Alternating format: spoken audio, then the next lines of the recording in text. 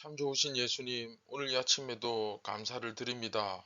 저희가 세상 속에서 살아가지만 세상에 한눈 팔지 않고 항상 사명에 집중하고 또 예수님을 닮는 예수님을 따르는 삶에 온전히 집중하며 따라갈 수 있도록 저희에게 영적인 안목을 허락하여 주시고 또 믿음을 주시니 감사를 드립니다. 사랑하는 예수님, 오늘도 저희가 한쪽으로 치우치지 않고 어떠한 편견이나 고집도 가지지 않고 오직 예수님의 말씀에 순종하여 살아갈 수 있도록 인도하여 주시고 또 겸손하고 온유한 마음을 주셔서 주님의 뜻에 기꺼이 기쁘게 따르는 저희들 되게 하여 주시옵소서. 오늘도 이 말씀으로 우리의 영을 살찌워 주시고 더욱더 힘을 내어 이 세상에서 예수님을 드러내는 존재로서 살아가기에 부족함이 없게 하여 주옵소서. 모든 영광 예수님께 올려드리길 원합니다. 우리를 구원하신 예수님의 이름으로 기도드립니다. 아멘. 안녕하십니까, 선한제자교회 성도 여러분. 2023년 11월 14일 화요일 아침이 밝아오고 있습니다. 오늘부터는 18번째 이야기, 결혼과 이혼 7장 8절부터 16절까지 이제 오늘부터 묵상해 나가는데, 이제 오늘은 그 첫 번째 시간이죠. 무엇이 더 중요한가 라는 제목으로 7장 8절 9절 말씀 우리 같이 한번 보도록 하겠습니다. 지난 이야기와 연결된 이제 본문이라서 사실은 주제는 하나로 같습니다. 화면 보시면 아시겠지만 우리가 지금 본론 2를 다루고 있잖아요. 본론 2의 1번 결혼과 이혼, 지금 이 부분을 저희가 다루고 있죠. 그래서 사실 결혼 생활에 있어서 우리의 자유에 대해서 이제 설명하고 있는 부분인데, 그런데 이것을 조금 더 거시적으로 좀 더 넓게 폭넓게 적용해서 어떻게 보면 좀 더 본질적으로 접근해서 우리가 서로 다르다는 것, 그렇죠? 그러니까 각 가정이 형편이 다 다르고 서로의 상황이 이제 다 다른데 그 다른 모습을 서로 이제 용납하는 문제에 대해서 한번 우리가 오늘 묵상을 해볼까 합니다. 결국 교회가 어디까지 받아들일 수 있고 또 어디까지 사랑할 수 있는지를 사실 이제 이번 이야기를 통해서 우리가 배우는 거죠. 사실 이 부분이 참 애매하고 참 어렵지 않습니까? 가장 의견 충돌이 또 많은 부분일 수도 있습니다. 바로 이러한 것들을 우리가 이제 말씀을 통해서 깊이 생각하면서 정리해 볼 수 있는 그런 시간이 되었으면 좋겠습니다. 우리는 지금 고린도 교회의 신앙 현안, 그렇죠? 본론이 신앙 현안에 대해서 이야기하고 있는 이 부분을 우리가 지금 공부하고 있습니다. 본론 2조, 결혼과 이혼에 관련해서 결혼 생활 혹은 가정 생활에 대해서 이야기를 하고 있는 부분이고, 또 우리가 잘 아는 대로 신학적 주제를 따라서는 우리가 이 세상 가운데 그리스도인으로서, 그렇죠? 그리스도인으로서 살아가는데 어떻게 살아가야 할 것인가, 그걸 이제 설명하고 있는 부분이라고 볼 수 있습니다. 그런데 중요한 것은 바울이 유대교식으로 해서 어떤 유대교식으로 무조건 결혼을 해야 된다. 그렇지는 않다 그랬죠. 결혼을 하든 결혼을 하지 않든 모든 것은 다 자유롭게, 그렇죠? 자유롭게 선택할 수 있다. 이렇게 설명했다는 것을 지난 시간까지 우리가 다루었습니다. 그런데 이것은 이제 어떻게 보면 현대 우리가 지금 살아가고 있는 자유민주주의 국가에서, 그렇죠? 살아가고 있는 우리 자신들에게, 사람들에게 한번 적용해 본다면 사실 굉장히 익숙한 개념이죠. 지금 현대의 사람들이 누리고 있는 이 자유의 개념과 상당히 일맥상통하는 면이 있습니다. 왜냐하면 그러니까 범죄가 아니라면, 그렇죠? 우리도 그렇지 않습니까? 범죄 행위는 안 되잖아요, 그렇죠? 범죄 행위는 안 되는데 아무리 우리가 이 자유민주주의 국가에서 살아간다 하더라도 범죄 행위는 결코 해서는 안 됩니다. 그것만 아니라면 그 이외의 것은 그렇죠. 사실 자기가 하고 싶은 대로 자유롭게 다 하면 되는 거 아닙니까? 마찬가지입니다. 그리스도인들은 하나님 앞에서 죄가 아니라면 그렇죠. 죄가 아니라면 하나님의 그 법도 그 진리의 말씀 앞에 죄가 아니라면 얼마든지 자유롭게 자신의 삶을 선택해 갈 수가 있습니다. 바로 이것을 바울이 가르쳐 주고 있는 거죠.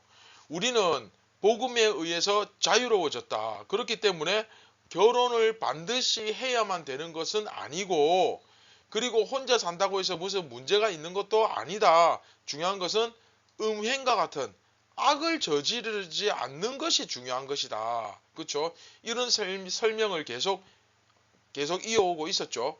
여하튼 간에 우리는 하나님의 복음이 허락하는 그 영역들 안에서 자유롭게 삶의 모습을 얼마든지 선택할 수 있다.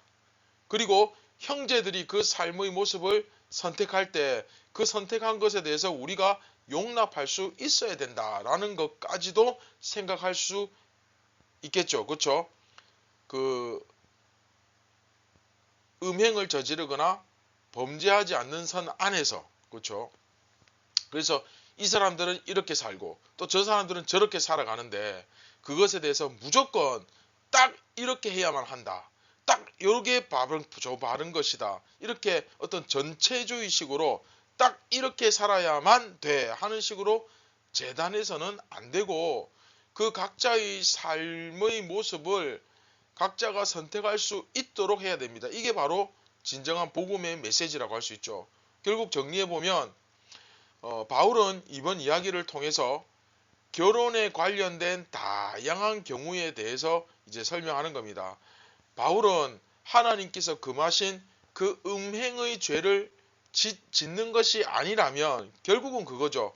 하나님께서 금하신 그 음행의 죄를 짓는 것이 아니라면 어떤 형태로든 자유롭게 삶의 방식을 선택할 수 있다는 것을 강조하고 그러니까 결혼을 하든 그렇죠. 재혼을 하든 그렇죠.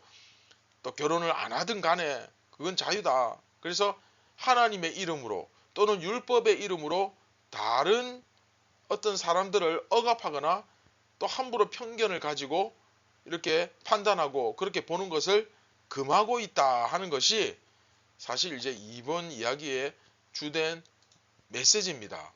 자, 8절 9절 우리 같이 한번 보겠습니다.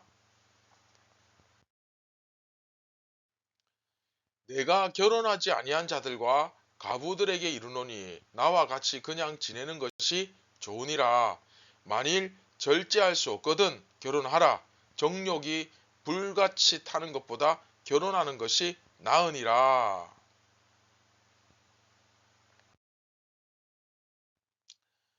지난 시간 본문과 연결되기 때문에 주제는 사실 같습니다.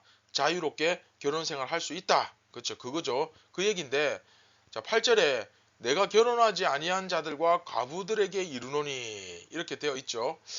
근데 결혼하지 아니한 자들이라고 이제 번역이 되어 있는데 사실 조금 그 문맥을 따졌을 때 약간 이제 좀 아쉬운 감은 있습니다. 왜냐하면 이 말을 자칫 우리가 오해해서 들으면 결혼하지 않은 자들 이걸 청년들이나 뭐 처녀 혹은 총각으로 생각할 수도 있기 때문입니다. 그러나 여기서 결혼하지 아니한 자들이라는 말이 이제 헬라어 아가모이스인데 뭐 그대로 번역하면 not married 그쵸? 비혼 결혼하지 않은 결혼과 관련 없는 사람들 뭐 이런 번역이긴 합니다. 신약 성경에서 딱 한 번 나오는 단어이기 때문에 이제 뭐 그렇게 번역을 합니다만은 그러나 문맥상으로 이야기 전개상 이렇게 따져보면 이게 사실은 청년이 아니고 호라비들을 말하는 거죠. 즉 결혼을 했었지만 아내를 잃은 사람들이죠. 그렇죠? 그리고 과부들 즉 이렇게 문맥에 맞게 다시 해석해 보면 호라비들과 과부들에게 이르노니 이런 말이 됩니다. 청년과 과부들 이상하잖아요. 그쵸? 자, 결혼을 했었으나 사별한 사람들은 어떻게 해야 되느냐 그 말입니다. 그쵸?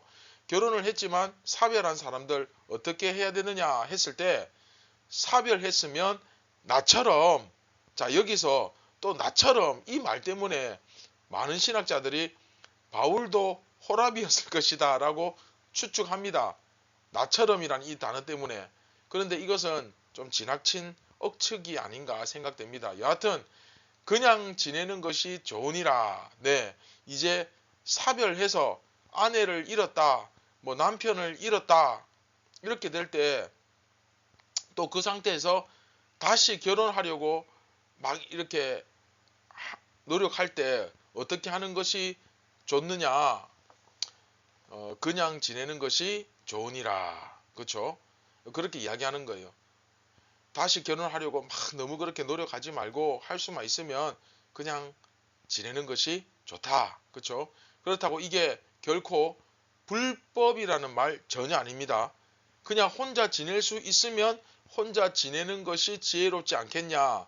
또 뭐 다시 결혼을 해가지고 그 사람과 또 이렇게 서로 맞추고 살아야 되고 새롭게 또 가정을 꾸미고 이게 이제 힘들지 않겠냐.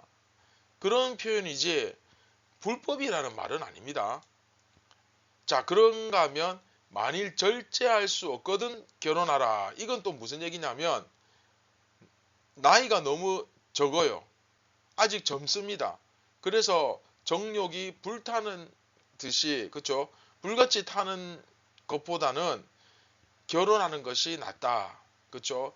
이런 표현을 쓰면서 아직 나이가 젊은데 다른 사람들과의 관계 속에서 어떤 이성을 이제 만난다고 했을 때 그것을 절제할 수 있는 상황이 못 된다라고 한다면 차라리 사별했다가 재혼하는 것이 재혼하는 것도 뭐 문제가 되지는 않는다. 뭐 그런 얘기죠. 즉 예수님을 믿는다고 했을 때 사별한 사람이 사별한 상태로 계속 살아가든지 아니면 다시 무슨 재혼을 하든지 그건 자유라는 거예요. 다만 바울이 보기에는 다시 결혼하는 것은 참 힘들다. 그냥 혼자 살 수 있으면 제일 좋고 안 그러면 뭐 정 힘들면 그냥 뭐 결혼을 하든지 어쨌든 문제가 되지는 않는다. 뭐 이런 표현입니다.